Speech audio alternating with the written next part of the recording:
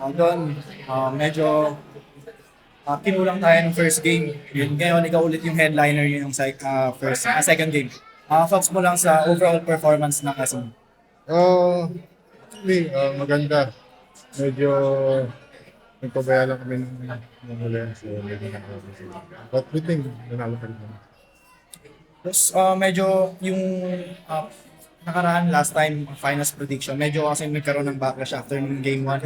Oh, Kasi ang take ni Coach Dolas, medyo ano daw, medyo biru-biruan lang, and take naman ni Chris Ross na bring out of context. Ano ba exactly yung minimin mo doon? well, syempre, gaya na sinabi ko, pakumpiyansa lang, di ba? Kumbaga, hindi ka naman mag-predict ng matatalo kami. So, kung kayang kunin yung apat na panalo ng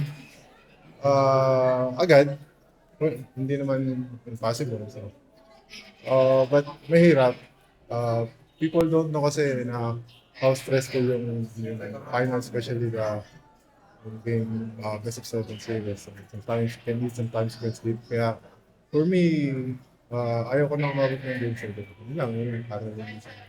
Well, speaking of kumpiyansa, ano na lang yung binigay na kumpiyansa na itong panalo na ito?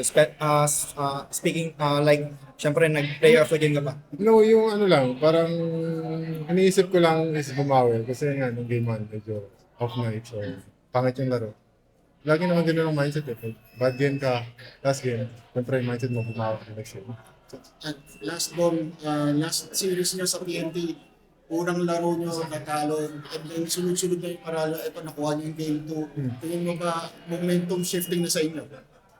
Actually, hindi namin iniisip yung momentum. Basta ako one game matatalo.